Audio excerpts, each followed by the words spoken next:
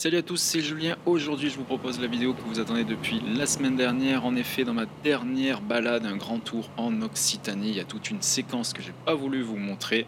Aujourd'hui, si vous êtes là, si vous avez lu le titre, vous savez qu'il s'agit de ma première chute dans les graviers. Comme on peut le voir sur les images, j'étais au niveau du Mont Aigual, je prends une intersection, tout de suite je m'aperçois que la route va être remplie de gravier, même s'il n'y a aucun panneau l'indiquant. Comme à mon habitude, je roule tranquillement, j'ai même le temps de m'arrêter, de prendre quelques photos. Enfin, au bout de plusieurs kilomètres, je vois les premiers panneaux de danger indiquant les graviers et une limitation à 50 km/h. Et malgré mon rythme très lent, à peine 30 km/h en ligne droite, j'ai déjà quelques soucis d'adhérence avec la roue avant. Oh là là là là, voilà, gravier, c'est pas stable, voilà, j'ai failli perdre l'avant.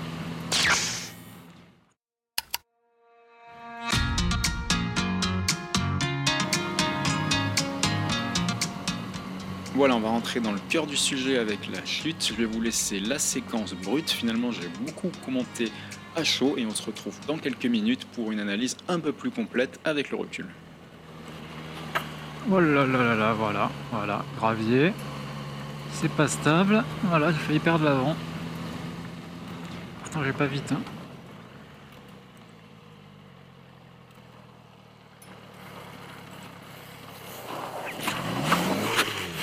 Et voilà. Et voilà.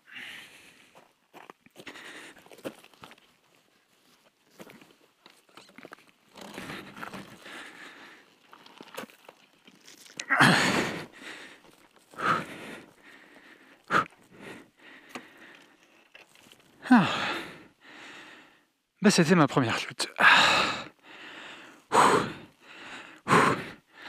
Bon, j'allais à 5 km/h.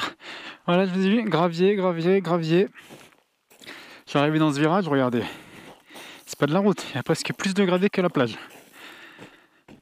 Ah là, j'ai bien pris l'extérieur, hein, comme il faut faire, mais regardez, la couche de gravier sur l'extérieur. Et quand vous êtes ici, toutes les voitures passent, mais c'est bien stable. Sauf que là, c'est au milieu de la route.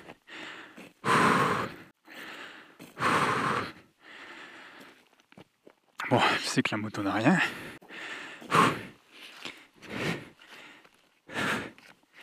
Voilà. Un petit coup ici, c'est normal. Je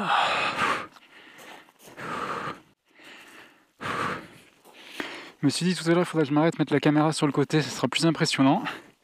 J'ai pas eu le temps de le faire.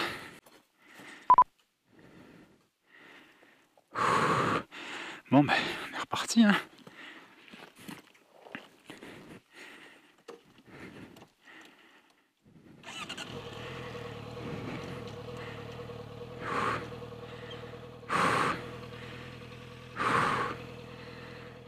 Le rétro. Voilà. Bon. Voilà. Bon.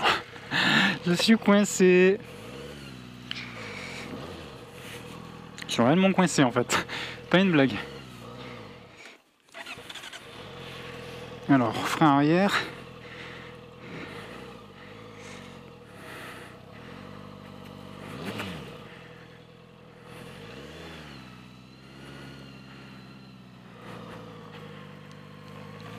Ah là là, ça y est.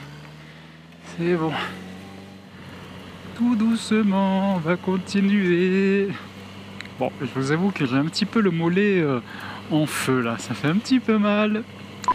En tombant, je vais prendre le repose-pied passager. Ça m'agace.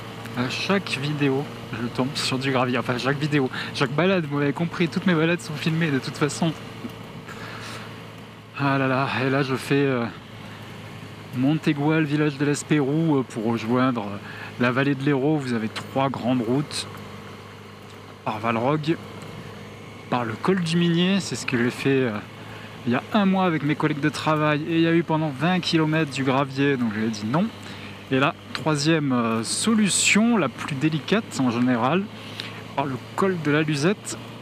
Et là, juste quand je rentrais dans cette route, je voyais tout ce gravier, je me suis dit bon, on va quand même le faire. Et voilà. Et ouais, donc conseil à moi-même, quand il y a du gravier, ne pas prendre l'extérieur, c'est là où c'est le moins aplati par les voitures qui ne savent pas prendre les bonnes trajectoires. Alors vous allez trouver ça stupide, vous allez dire mais il est bête, il avait qu'à rouler au milieu des traces des voitures. Et ben oui, je sais, effectivement quand vous regardez là en face, vous voyez bien qu'il y a les deux portions de route pour les voitures et qu'au milieu il y a du gravier. Et quand vous êtes dans un virage, c'est dans une zone boisée, à l'ombre, surtout que j'étais en train de dire que je venais de perdre l'avant. En tout cas, aucun dégât sur la moto, les parcs artères ont joué leur rôle, légèrement frotté, mais ça sert à ça. C'est censé être une belle route, hein. T329, enfin quand je dis belle, c'est intéressante d'un point de vue paysage. C'est sûr qu'au niveau infrastructure routière, là, c'est pas terrible. Putain, c'est pas possible. Pourtant, je freine que de l'arrière, hein.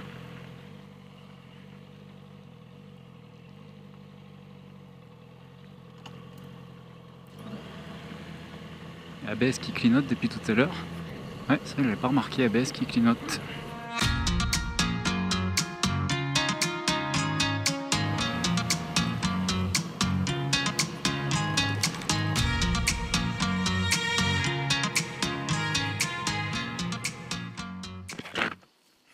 Alors, petite pause. Ouais, effectivement, c'est un petit peu frotté, Hop, là il n'y a rien. Là, un petit peu frotté, là aussi.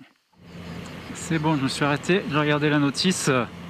Il suffisait de couper le contact et de le redémarrer pour que le voyant ABS arrête de clignoter, sinon c'est qu'il y avait un souci. Et en fait, quand le voyant ABS clignote, c'est que la roue arrière tourne dans le vide, ce qui était le cas. Quand la moto était par terre, la roue avant était dans l'air, elle ne touchait plus le sol. Voilà, comme je n'ai pas redémarré la moto au moment du crash, entre guillemets, c'est bon, tout va bien, personne n'est mort, ni moi ni la moto. Voilà, il suffisait de redémarrer pour que le voyant disparaisse. Et là, apparemment, c'est bon, c'est fini, plus de gravier. La balade va pouvoir reprendre, hein. Je vous avoue, il y a toujours 3 heures de route, 150 km à faire, mais je pense que je vais les faire. Compromis, on se retrouve pour une petite analyse avec le recul. Donc, est-ce que cette chute était due à ma vitesse? Non, je ne pense pas. Vous avez vu que j'avais un rythme très long. La trajectoire. Normalement, à moto, il faut prendre l'extérieur du virage. Donc, dans cette configuration avec un virage à gauche, il faut donc serrer à droite. C'est exactement ce que j'ai fait. Malheureusement, par rapport à l'état de la chaussée, j'aurais dû modifier ma trajectoire pour rouler un peu plus au centre et éviter cette zone de gravier. Enfin, dernier point, le regard. Normalement, il faut regarder vers la sortie du virage. C'est ce que j'ai fait au début du virage. Malheureusement, dès que la roue avant est arrivée dans cette zone de gravier, j'ai modifié le regard. J'ai regardé juste devant moi.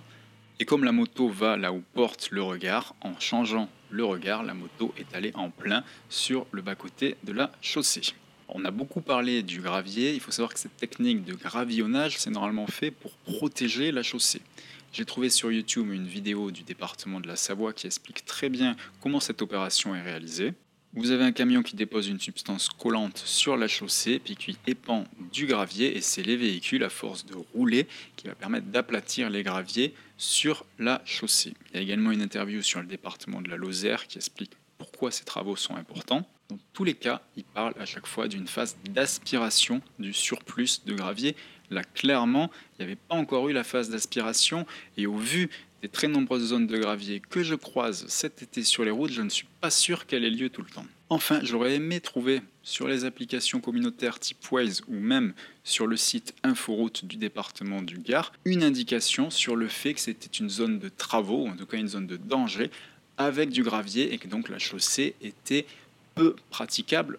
Moi, je réalise des balades touristiques, ça ne m'aurait pas dérangé de faire un détour, de faire un gros détour pour ne pas aller sur cette route. Ne croyez pas que l'analyse de chute, c'est quelque chose que je fais régulièrement sur cette chaîne. Au contraire, moi je suis là pour partager des balades moto avec des belles routes, avec des beaux paysages. Vous pouvez me retrouver sur mon blog checkmyride.fr, mais aussi sur la chaîne YouTube, la page Instagram, Facebook et Twitter. À bientôt.